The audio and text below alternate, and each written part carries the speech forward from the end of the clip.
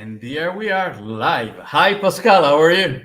Hi, Alberto. Great to be here, and I see people are joining in. So I'm really excited to be able to do this live talk. And I hope people like the video, which was actually done by one of my very good friends, Dimitri Stur. So I just wanted to reference that. But great to see you here. So I let's love get the this video started. myself, and it's great to see you. And thank you very much for the opportunity you're giving me to talk about your book because I'm a big fan of you, and I have seen in your writings most of my past experience from another perspective, and it's been very exciting reading your previous book, China New Normal.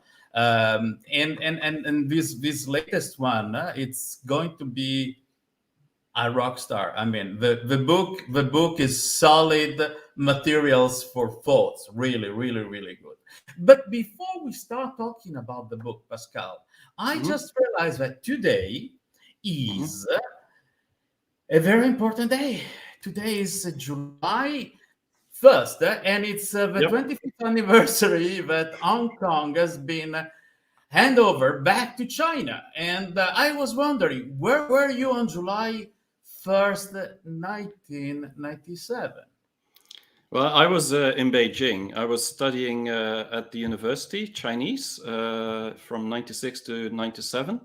And so I remember it vividly, how the excitement from Beijing of actually being able, after so many years, to get Hong Kong back into the mainland. I saw the excitement still. So I think this was a real great moment for me.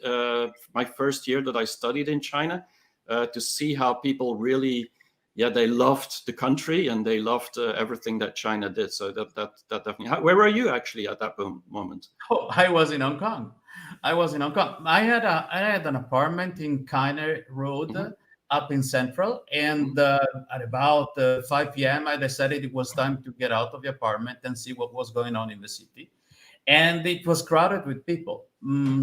Strangely, all people were mostly foreigners. It was a Hmm. party time, so there was this, funny glasses with 1997 signs and so on. And I walked down from Kaina Road to Lang Kwai Fon, which is the Hmm. Hmm. restaurant centers, the entertainment centers for Hong Kong Central.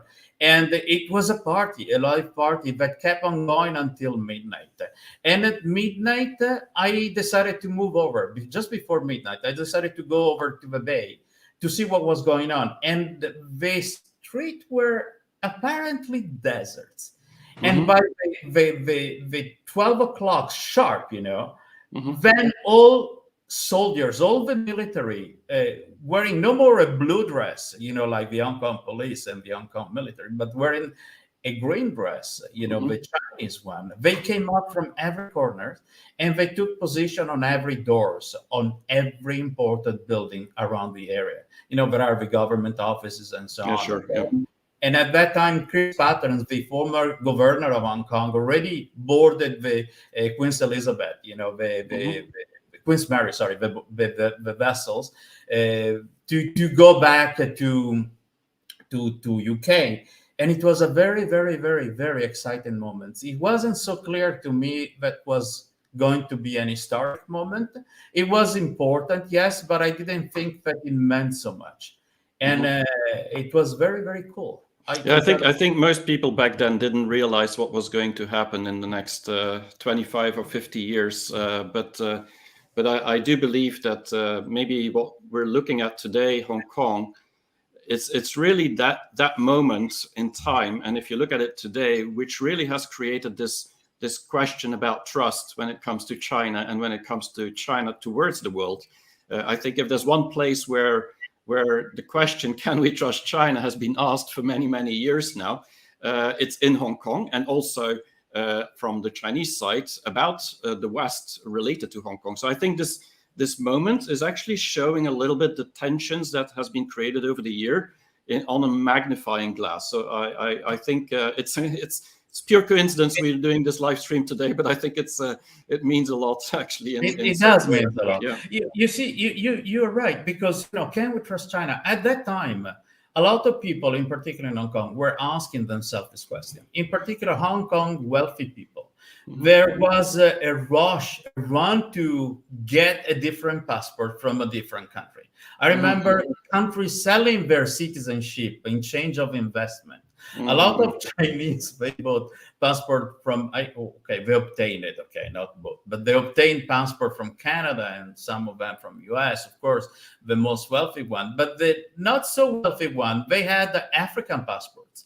As long as they could guarantee themselves a way out in a plan B situation, because plan A was to stay there, stay put and see what was going on, and plan B was, okay, let's be ready to escape somehow from the danger. But nothing has ever happened. I mean, not actually, a lot of people that fled Hong Kong before, they returned afterward, because Hong Kong anyway kept on its magnitude on receiving foreign investments and so on. And it was so for about 5 years, what I call the honeymoon period between China and Hong Kong, until 2002, when the SARS exploded, the first epidemic exploded, and we started to have a lot of controls. But this is another story, okay? But I always felt that trust in China was the best bet I could put on my table, because so you basically started trusting China a long time ago, and has this worked out for you? Is maybe the question I should ask. Oh well.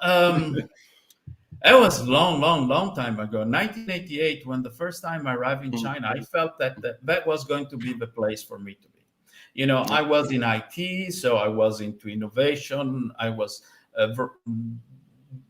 designing hardwares and writing firmwares for PC boards, basically.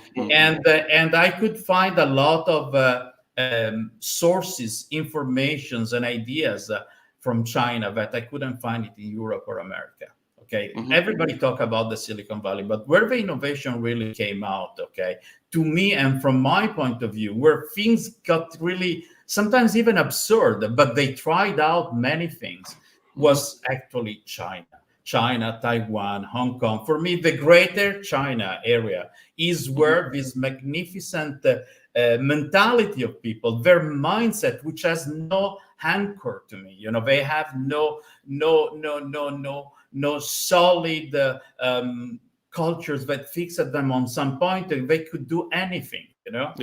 That's where it comes from. So that's when I started. Yeah, and I had a little bit of different experience. So for me, it was love at first sight when I was traveling. And that was back in the 90s. I really loved the energy and the passion and everything around the people. But then when I started doing business, like in 97, I started after I studied in 96 in Beijing. Then I felt that China was actually trying, but wasn't really innovating back then. That was my feeling. And my challenge then back in end of the 90s and early this century was more that I felt that the Chinese wanted to learn a lot from me, but I didn't have a lot of working experience yet, but I wasn't learning as much from China. And so this actually made me decide in 2001 to go to Silicon Valley, because you were talking about Silicon Valley. And I spent 1.5 years in Silicon Valley because I felt I didn't learn so much in China. But then once I was there, I had the impression that actually things were not as fast and as exciting in Silicon Valley as I had envisioned when I was back in China. And so 1.5 years later, I just moved back, and I've never regretted it. But that's the moment I feel around the turn of the century that the mentality really changed. It really did. It really did. Let me tell you about my stories. I was my home base was in Taipei. When I say home base, it means that my at that time my ex-wife was based in Taipei, and so every now and then I had to go back there. Okay, but I had a company in Hong Kong. I ran the business out of Shenzhen, and I had also another company in Malaysia. So that I was in Singapore, and I was going around the area, what I call Greater China area, to do my business. Okay, and the interesting thing was what happened in Shenzhen. I was one of the very first foreigners who frequently went to Shenzhen at that time, going and visiting factories. Shenzhen was nothing there. There were no roads, there were no buildings, nothing. There was no possible way of getting from one place to another, beside having the luck to arriving at the right place, or having someone who comes from that place to pick you up at the Lowu border in Hong Kong. So it was a very interesting thing. The way I saw it growing, okay, and obviously with my mindset, I always thought it was impossible. There were really no structural laws on how to build things, okay, but they were just taking a lot of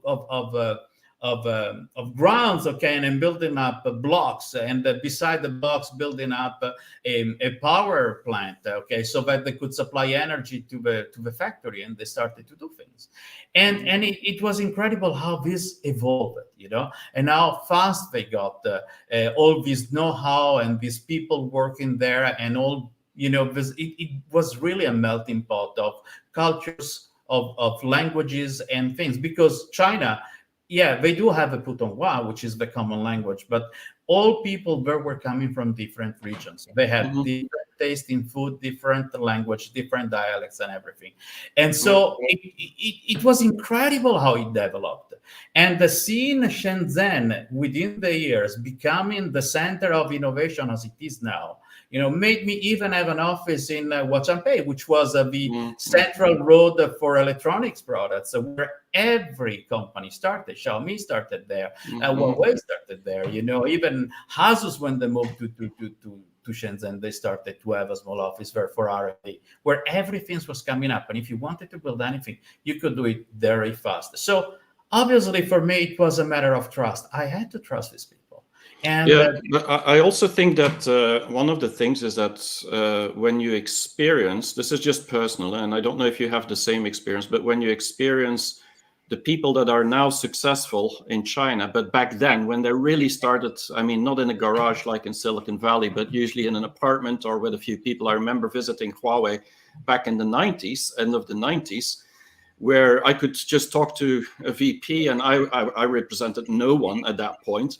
And have really candid conversations and see how they were trying to struggle to really survive and really get going. And I used to have them as a competitor even when I was working at Alcatel. So I know how fierce Huawei was back then.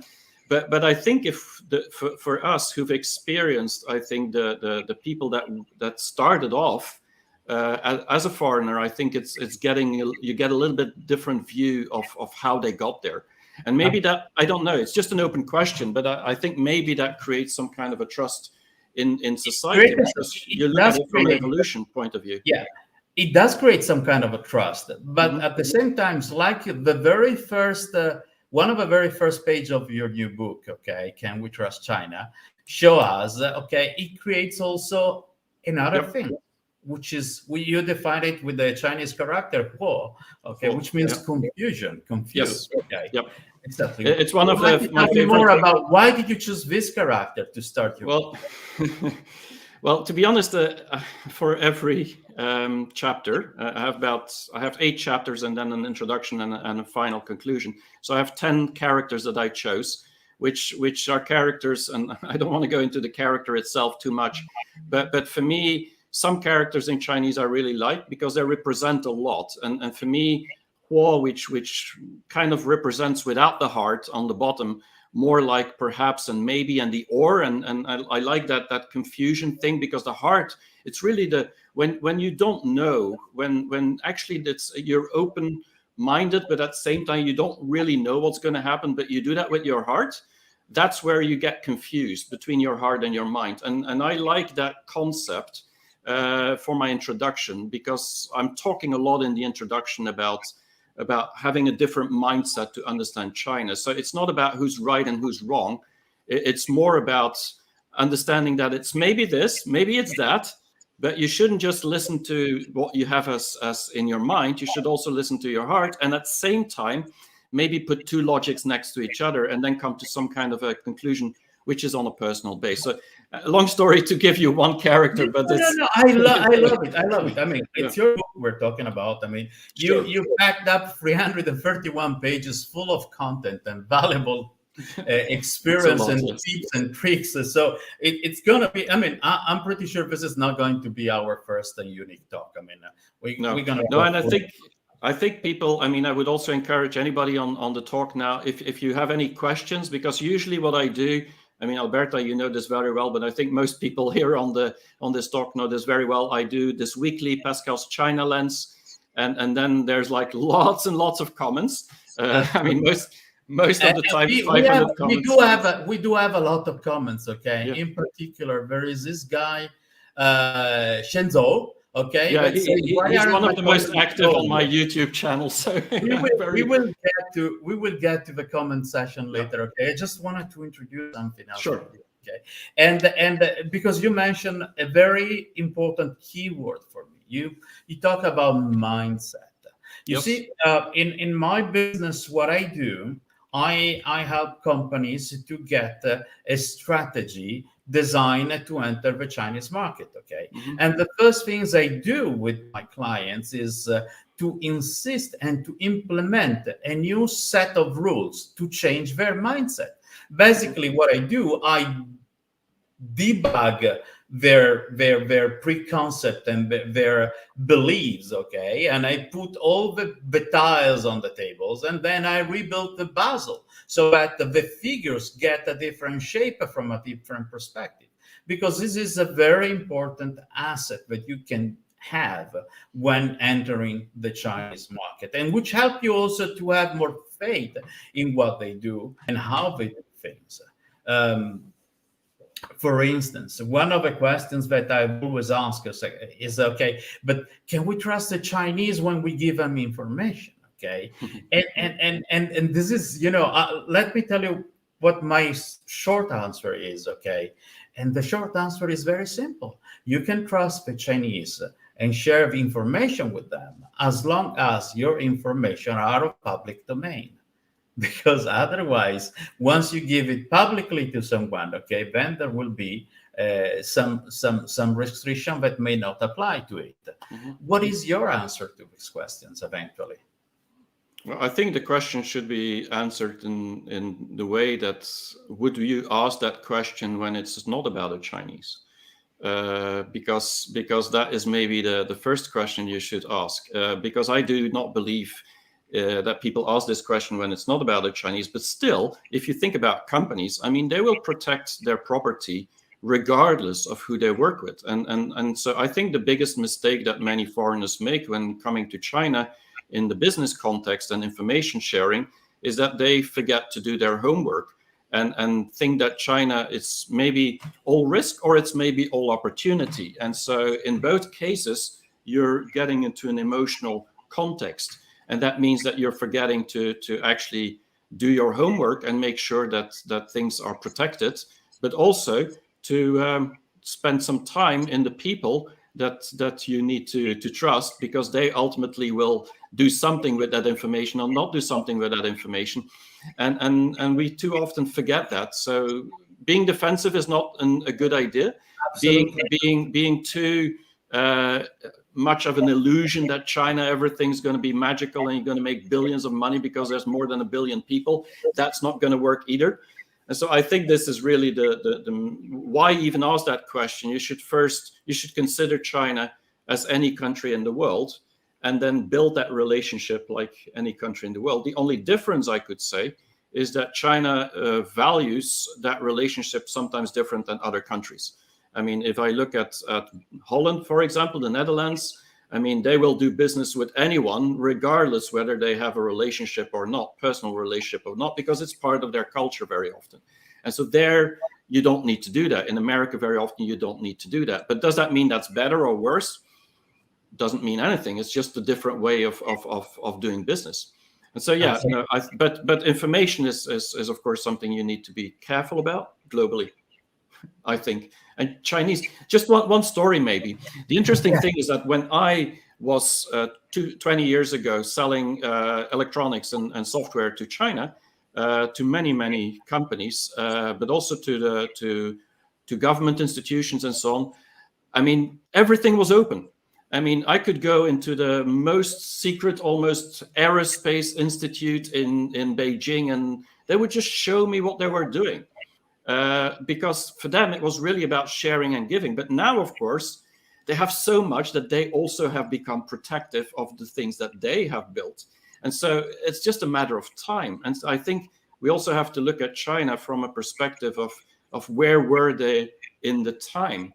And so 20 years ago, it was a very different mindset for the Chinese as well, what information and data and property meant than it means today.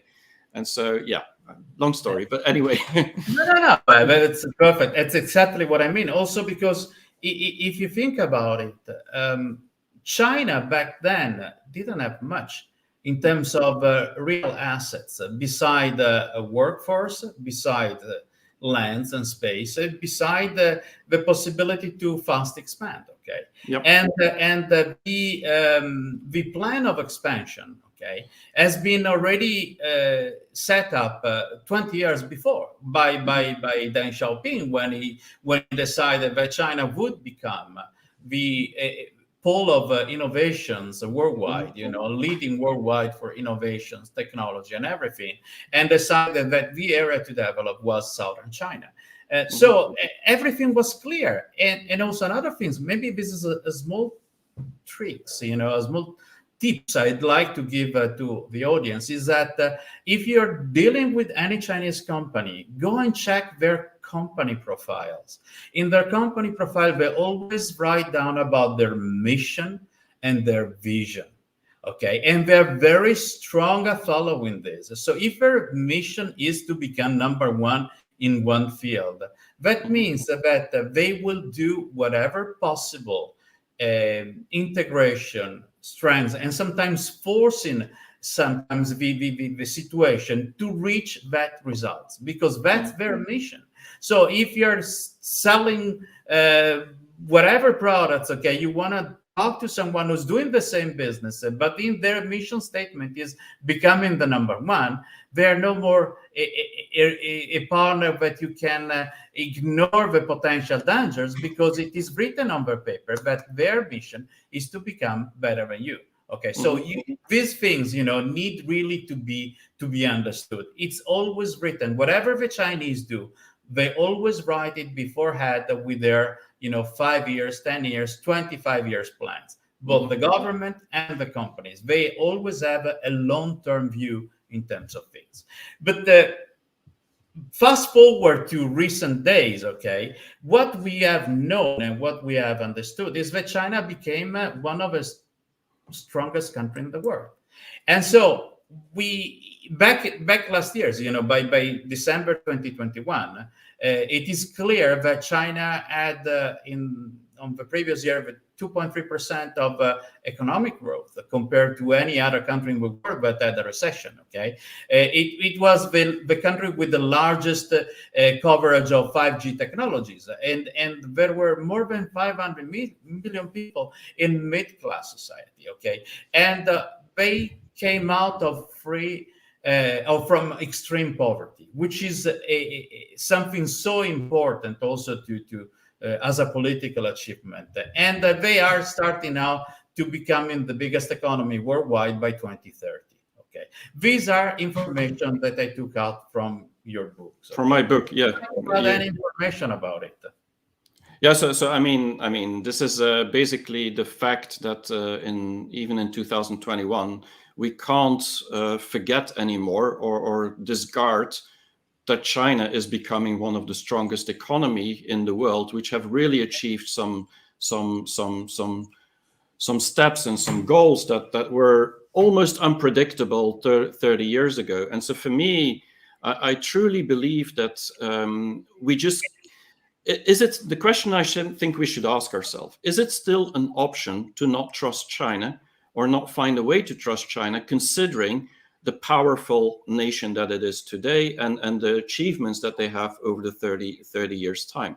And I understand that we need to ask that question, whether it's trustworthy, but maybe we need to spend more time on trying to find a way to trust it. Now, someone also mentioned that China also has a $30 trillion debt, or I don't, it's actually 300 trillion, but it's like 300 times the GDP of China. So I need to look at how much that is. 30 trillion could be that. But the reality is that I mean, so do many other countries. And so I think the thing is, we're often, when we look at China, one says, wow, this is great, this is positive, look at the GDP, look at the growth, look at this. And then someone else will say, yeah, but look at the debts they have, look at the problems in the real estate, and so we're putting one against the other because we're looking at this as something that will implode. And so many people in the West don't trust China, or they assume that China at one point will implode because of the size of the debt, because of the real estate problems, because of the fact that there's still a lot of corruption and other problems happening. And I think this is something that we've been saying for 40 years. And if we just look at the way that it is today, we're looking at it from a fact perspective. And we're not looking at it so much from an evolution perspective. We don't always also look at how China is trying to tackle these problems, just seeing the problems. And so if we don't look at the way they're trying to solve it, it's really difficult. And every of these steps, whether it's the demography problem, or it's the real estate problem, or if it's the debt problem, and you can of course filter this out and say, yes, but I mean, China's debt is mostly internal, and so they're not been printing as much lately, and I mean, you can always give a counter argument for each of them. But I don't think the counter argument is so important. I think for me, there's only one thing. I think what we believe in most people in the West is that China is not doing anything about these problems and isn't trying to fix them. And for me, this is what it's all about. I mean, they are more than aware about the demography problems that China has, and they're trying to solve it. It's not always easy. It's going to be very difficult. They're more than aware about the real estate problems, and everybody was predicting this would just burst the whole country. But if you look today, I mean, it's pretty much under control compared to what was predicted, at least, and so on. And so, will they solve everything? Probably not. Will we in the West, in America and Europe, solve everything? Probably not. But we are too often assuming this will explode or implode, with as a result that we say, yeah, it's just a matter of time. And I've heard that for 40 years. Yeah, but that's exactly the point. You see, also when I talk to the entrepreneurs and talk to them about how China thinks and how they do things, okay, my biggest challenge is to let them understand that the way of thinking things, okay, is not linear, as we know, okay, is not point A to point B, but is and point B to point C, and so we got D, okay? But it's more like what I call a circular logic, okay? And here it comes because you also approached this matters in your book, okay? And you came out with an explanation, okay? It's not linear, and sometimes it's also difficult to explain it as a circular logic. That's where I stop myself sometimes, because it's already complicated, okay? But you went into a more detailed things, and you said it's not even an or, but it's more an and, as a Boolean algebra. But I don't want to get into this without you to talk about it. Please. Yeah, and I mean, I didn't add these symbols in my book. You did, but I love them very much. I recognize we have the same background. Okay, but I mean, we both have an engineering mindset, but my book is written for non-technical people. So the whole concept was that one of the things that really challenges me today is to have to explain after binary mindsets that people have, or respond to binary mindsets when it's about China, or China about the world sometimes. But mostly when we look at China from the rest of the world, we're really having put China in a certain box. And for us, it's really linear thinking. And I don't mean that's bad, because that's part of our culture very often, specifically in Europe. This is about rational thinking. It's about true or false. I mean, this is science is based on that. We love strategic. Or bad, go or stop. Yeah, it's something that it's part of who we are very often. And when I say we, of course, I mean mostly the Western world, but even that is very diverse. But we like specific things. We like purpose. We like things that are efficient. And so this is all very linear. And that's why we love strategy and we love to predict the future based on a line. But in China, it's much more contextual. And so this is where it's much more about, I would say, zeros or and thinking, which for me is really like both solutions could be true. But before placing all the solutions there and then coming to a conclusion like which one is right and which one is wrong, you need to check all these questions, all these situations, all these facts, and put them all on the table and then analyze that. And so sometimes even two answers, which could look binary, can be true. And this is where I've learned living in China how different some people think. I mean, a communist regime that actually promotes entrepreneurship is not something that you would think about, but it works perfectly in China because this is not an or thinking. This is not either or. If you have a dictatorship that tries to bring out people out of extreme poverty, this is totally okay. Yeah. Well, most dictatorships in the world. An authoritarian country where you feel free and sometimes even more freedom than anywhere else. Well, that's of course that's a whole story on itself, but and very difficult to explain to people who are not from China. But reality is that there's a lot of I would say paradoxes in China that Chinese are very used to combine, and that is because in general, my experience is there's much more of an and thinking. Which doesn't mean that once they've decided what the truth is, that they won't be standing behind it. But the contextual sensing type of environment, which could be ambiguous and sometimes they circumvent things because they want to know what's happening before making a decision, is a process that we often don't see in the West. And so this is where I think there's a misunderstanding in culture very often.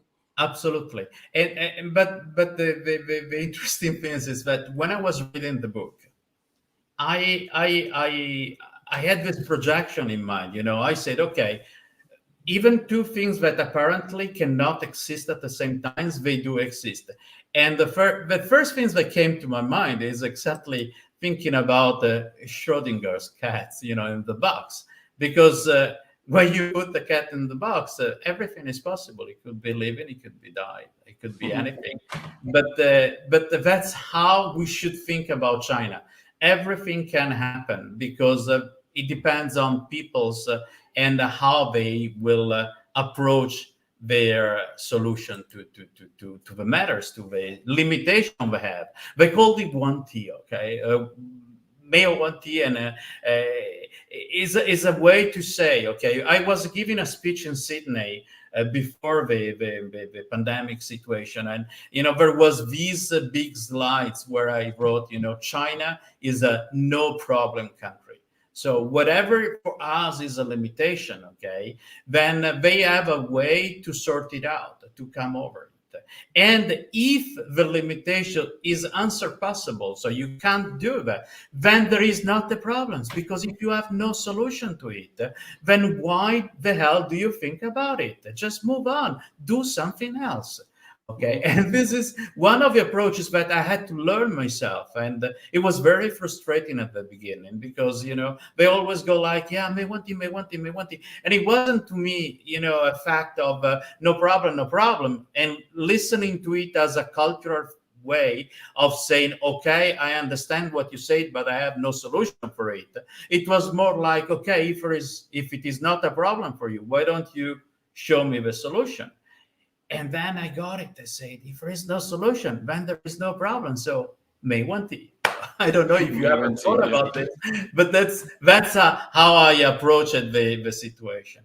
Yeah, no, I think this. I call this Qubit mindset. This whole idea, and as you said, and I mean, for me, Qubit is really about analyzing things before you make a decision. And I think the real issue with China, or understanding or trusting China from a non-Chinese point of view, is not so much whether China's right or China's wrong, but the fact that we too seldom actually are willing to listen to the Chinese reactions or the Chinese facts and Chinese information, and have made our conclusion even before we do that.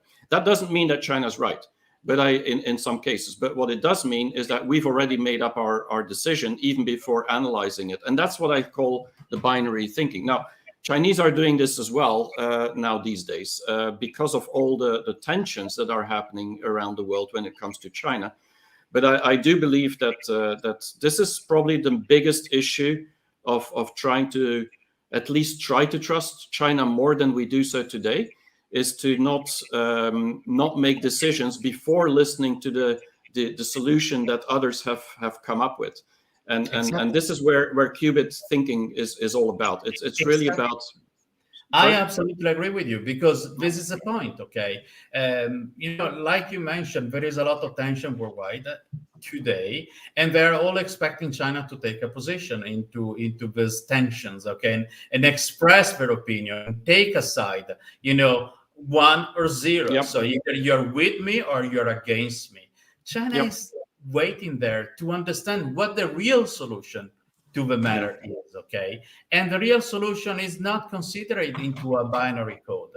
And the real solution need to be more, an adjustment of several things that will come out from dialogues, most probably. And that's what we can expect from China. More dialogues, and we should have more dialogue from them, because it's worth the try and it's worth the trust.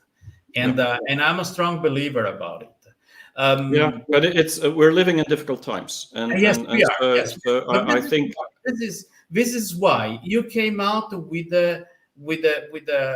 what you call the 8 circle of trust, talking about your book, which are the 8 chapters on how you divided the book on. Okay, would you like to tell us a bit more about it? Sure. So, the whole book is based on these circles of trust, which are universal. This has nothing to do with China. The only difference is that I've projected China into these circles. And so the inner circles is really the circles which is related to the network, so which you see in red here. And so these are the people very close. Of course, I hope most people know themselves a little bit, so that's the me in the center, but you never know. Then you have your family and your friends, which is your closest network, specifically in China. It's very, very close to Guanxi network, which extends then to the company and everything around that. And ultimately, it's your network or your tribes. This is your inner circle of people that you have a connection with, a relationship with, and people and you trust them because you know them. And so that's the inner circles. And the outer circles is what I call the system circles. And this is really about everything that makes you who you are, because you are born in a certain country, in a certain political system, have certain culture as a background, certain politicians you have to listen to, and the world has a certain meaning to you. And so these are all things that impact your lives, but you don't have a lot of impact on changing everything in gray in the outer circles. And so you need to trust them, because somehow you're born into them, but it's not so easy to influence these outer circles. And so my whole book goes into 8 chapters where I talk how in China most people will trust this circle, and how that is maybe and sometimes different from how we trust that same circle. And when I say we, again, I mean this is very general. And I explain that in my book as well, because my title is Can We Trust China? And who is we? That's the big question. And I think we can be anybody that has a certain feeling of distrust when it comes to China. And that doesn't mean that you don't trust them, but certain ambiguity when it comes to trusting China. And so I think the we, when I look at it purely from a Western European point of view, is or an American point of view, then it's much more, these circles are different. And so what I've done in my book is going through 8 chapters to explain how in China trust is experienced by people within these circles. And why did I do that? Is because I believe that if you understand, and that's not just China, it's worldwide, if we understand how certain societies trust their own environment, it's easier for us to trust their environment. And so I hope I've built some kind of a bridge by doing that. But there's a lot of text in these eight chapters. Yes, it's 300 pages of stuff. It's a lot of things to read, and we will go through all of it. Chapters, maybe some people are saying that their comments aren't showing up, and I have no idea why. But it's I mean, we don't need to fix it now, but I'm just mentioning it. No, definitely not. But we are seeing a lot of comments here. Let's go and try to see who's asking questions. Okay, hello everyone. Blah blah blah. Pascal did a great videos, very informative and objects. So if anyone who's following us on a different channels than his YouTube channel, I recommend subscribing to Pascal Coppens' YouTube channel. It's definitely a must for anyone who loves China and want to understand more about China. Okay. Just one comment I would like to make on my YouTube channel, because I mean, I've been putting 2 years of every week some real effort into that. But what I enjoy so much about the channel is how many people are commenting, and to be honest, I've been learning also a lot, because there's sometimes a lot of comments, and I don't care whether it's positive or negative. I try to answer as much as I can, as much time as I have, to all these comments, and so the community around it, I really enjoy it. So it's not just the channel; it's more the people. So don't go only for the videos, go for the comments. I think that would be my advice. Absolutely. Yeah. Thank you very much. Another comments coming always from YouTube. It tells you, if you believe China is a peaceful and progressive country, raise your hand. Okay, and I never had a problem in China, so I feel very comfortable in raising my hands with this. Manzana is my most active follower on YouTube, so thanks a lot. Okay, so another thing is another comment. Let me read them together. Can't wait for Vecino Bright's declaration to expire 2047, 50 years after 1997 handovers, and Hong Kong will finally be considered fully returned back to China. Okay, Shenzhen. So I think this is also interesting, because I mean, I've written in my book, but it's in, I think, chapter 6 or 7, when I talk about the nation and I talk about Hong Kong, the interesting point of 2047, because for me, I mean, 2047 is a date. And so 50 years before that, there's the handover. And so many people in the world see this as a contract of 50 years, which it is. And China should abide according to the contract. And a lot of these discussions are now going that China is not following the contract. Of course, the city was on fire, and there's all kind of reasons why that contract maybe has not been followed exactly to the letter as was expected.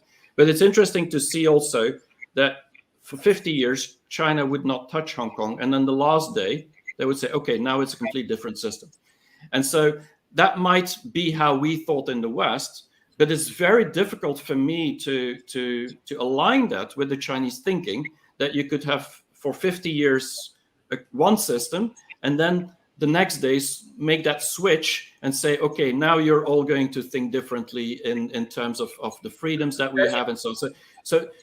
And I'm not justifying anything. Yeah. I'm not justifying anything, but what I'm saying is that the evolutionary towards that date is something that we never ever talk about, and because it's a contract, and that again it goes back to business. If a contract is a contract, don't change the contract. Don't negotiate halfway. Well, we know Chinese very often do that because the context has changed. And so this is where I think Hong Kong is also a challenging situation, where it really shows, is it the context that is the most important, or is it the contract that is the most important? And so I just wanted to say this one thing, because I'm thinking about this right now. But yeah. No, I mean, I can relate it very much with that. It happens many times that I sign contracts with the Chinese partners. And then suddenly the contract condition changed because the context changed. Unfortunately, not always the context changing is so visible to us foreigners, because doing business in China means living in a different environment where not everything is so clear at the very first time. So anyway, there's this comment I like to read. Actually, it is meaningless to speculate China is peaceful or not. Peaceful or not. Would you ask the same question on UK or US? Why does China need to prove herself to anyone? How condescending are you? I absolutely agree with it. I mean, Yang Heyo, I mean, absolutely. I do agree with you 100%. I would ask the same question to UK and US and Italy and Germany and Ukraine and see what's going on and how different the contest reflect the answers. Okay, so there is not a binary answer to it. Thank you for your comment. Yeah, no, I agree. I think one of the challenges here, if I may respond to that one, is that we are using our history in the West to predict what China's future will be for the world, and I think that's a wrong way of looking at things, because I mean we often go back to our history to say, yeah, but in our history, look at what this person did or that person. And now, of course, with Putin, that's what everybody's talking about. And so everybody's convinced that China will go exactly the same path. But we forget to look at China's history, to look at to predict China's future. And so this, I think, is one of the flaws that we have when predicting China's future. Okay, then we have Shinzo that says many experts have witnessed a great change in China over the decade. Absolutely. And I love to be part of a change because that was a part of a witness. When it comes to expats, actually one of the big challenges is that, and that's something that I think, because I've hundreds of expat friends in China. And one of the issues is that some of them lived in the great times where the gold rush was and everybody was happy and everything was possible. And that time is going away because China has more regulation, and that's because China is becoming more mature as a country. And so very often many expats, even friends of mine, are pretty negative on China because the golden times are over. And I think we just need to get used to it. It's not what it used to be. Absolutely. Yep. Then we have Hong Hong say, you guys are so experienced about China. Thank you, Hong Hong. Appreciate your comment. And then there is this one. Okay, let's read it together. NATO's aggressive expansion to the east is now going all the way to East Asia. Western axis of plunder is desperate to balkanize Eurasia. I don't think you had time to write this in your book, did you? That's a good question, because my book was finished just before the invasion or the military exercise, like some might call it, of Ukraine. And so, no, I did not. The only thing I did is to say something about what would happen if Russia would actually have a military invasion into the Ukraine. So I did write about my prediction, but it was a prediction because it wasn't happening yet. Exactly. But it's an interesting. What happened with the previous book, the new normal. And then you published the book just before the pandemic. And then everybody started to talk, China new normal and things like that. Okay, so you're kind of a wizard. A little bit, but I'm not always right. But the crystal sphere. Do you have any? But yeah, I did in my previous book. I talked a lot about things that were related to viruses and so on. So I did talk about that, but that's a different story. But I want to add one comment on NATO, which while I was editing my book back in March, the English book, I had a very, very good friend who's been living in China for, I think he lived there for 40 years. I mean, he speaks really better Chinese than some Chinese. So it's really amazing. He's American. And I wrote in my book, he's a very good friend, and I wrote in my book, the NATO is more and more present, or going to be more and more present into Asia. And this was before, just at the beginning of the war, and even before.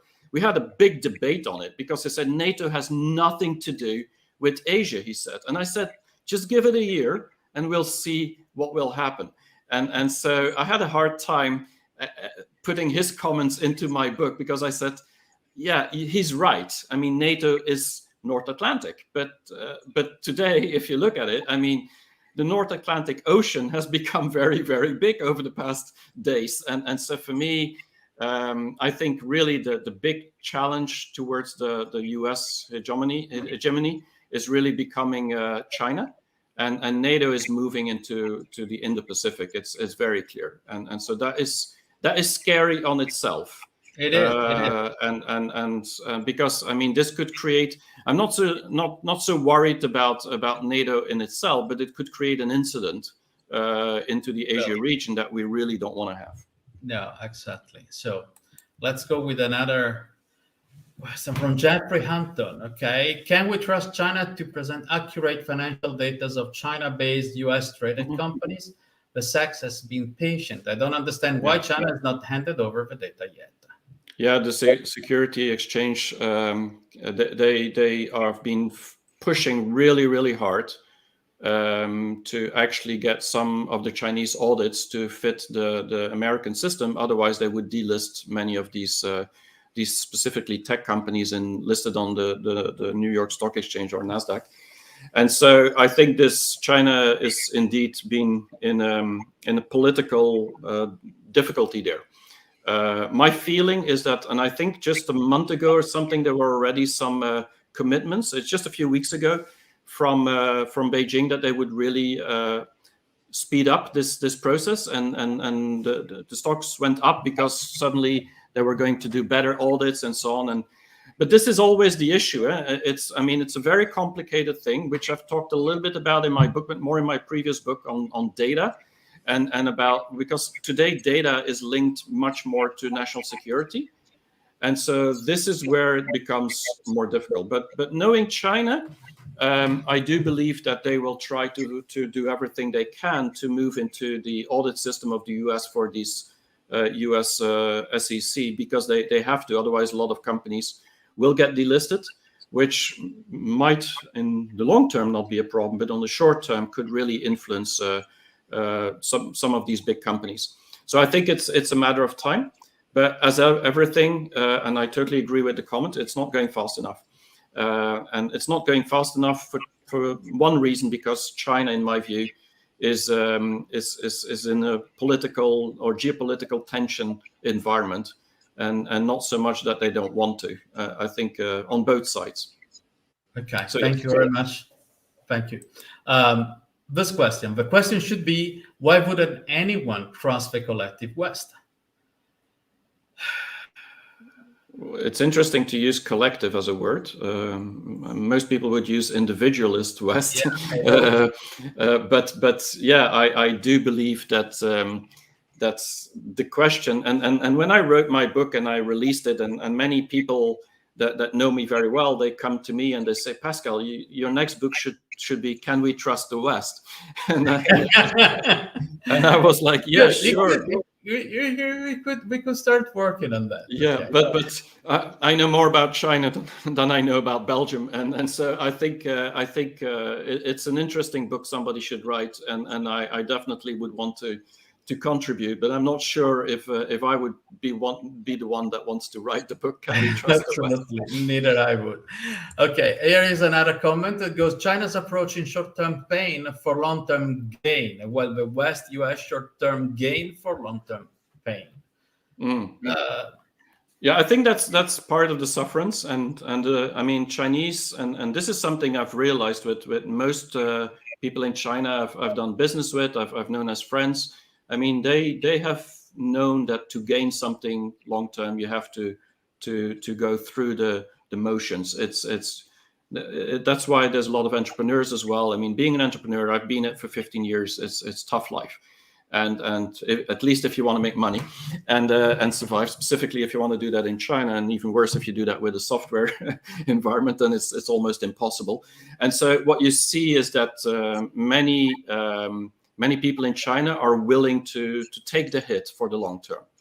And in the West, when I came back to Belgium, end of 2016, then I felt that this is something we are not willing to commit to as much anymore. Some people still do, but many people they don't anymore. And so this might be the biggest challenge for us in the West, is to start accepting that to gain in the future we need to suffer again, and we are suffering already. So Yes, yeah. I don't know in Belgium, but in Italy, gasoline is very, very high. Yeah, same here. Yeah, so we'll see. But I totally agree that this is something many Chinese, not all of them, they're lazy Chinese as well, but many Chinese actually are actually behind that way of living.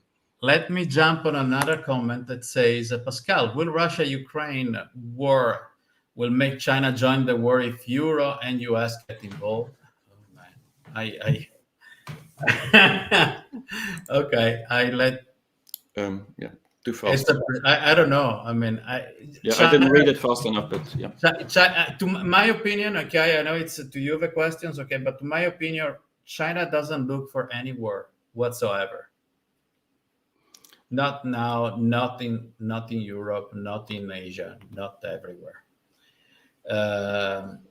Well, I've talked about that in my book, but maybe we can do that on another talk, because I'm going to have to respond for half an hour if I talk about that. Yeah. Is China imperialistic? That's the question. Yeah. I've put okay, in my let's book. look at this. The cartel control Mexico. CIA controls the cartels. Vatican controls the CIA. The bloodline banks then control the Vatican, and Rothschild control the CCP. And I control the channels, and we skip a question. Okay, so. Yeah. But I think although the question is pretty direct, I think thinking about control is really a binary way of thinking, and so I made a video just recently, just last week on YouTube, about the 4 misunderstandings of China, and this is one of the things, is that we see everything top down and forget the bottom up. And so I think the energy often is coming from bottom up, not just in China, but definitely in China. Yeah. And then we got Shinzo that says, isn't the yin-yang concept where there is a small white dot in the black half and the small black dot in the white half? It's all about balance. It is. Yeah. It is. No, it's true.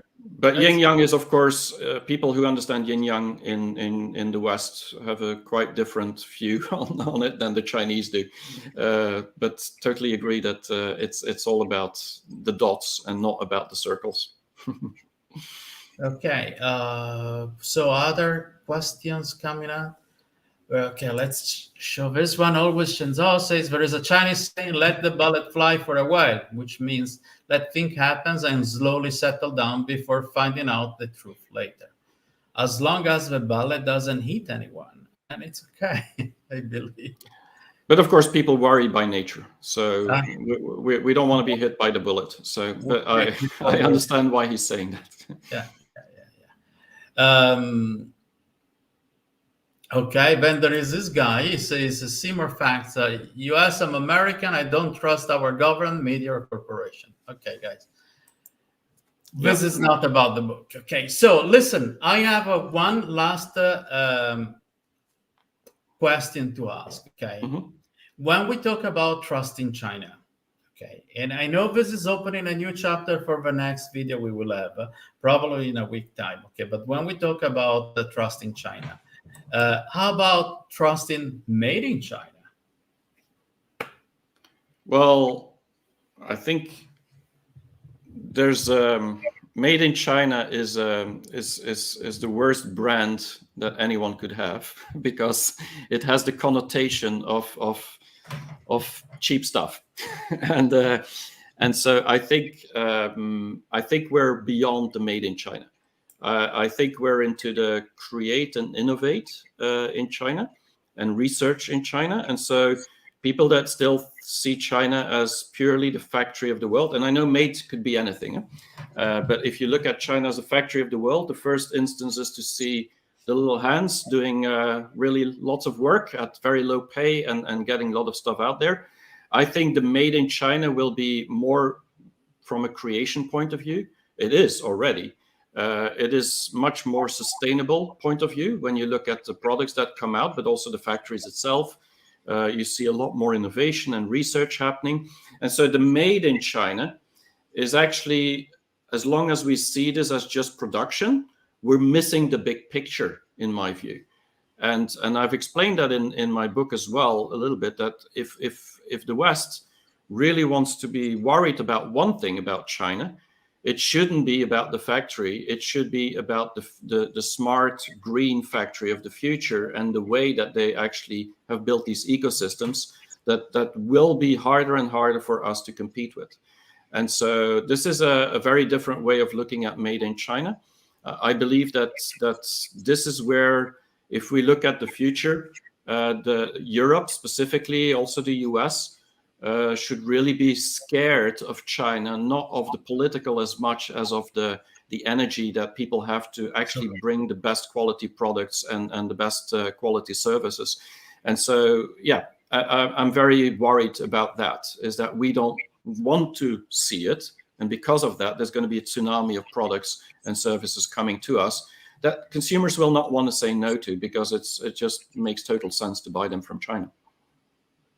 I don't know if that is what you wanted to hear. That's great. That's great. We just passed the 1 hour target that we thought about the show to go on. I'd love to go on again and again with questions, okay? But I think I want to switch into a different subject the next time, okay? Should we give appointment to our audience for the next week? Yeah, I would love to. And then we need to just come up with a title. And I think anybody can also come up with a title. Put it on. I think we can dig a little bit more into each of your within my book, of course, eight chapters.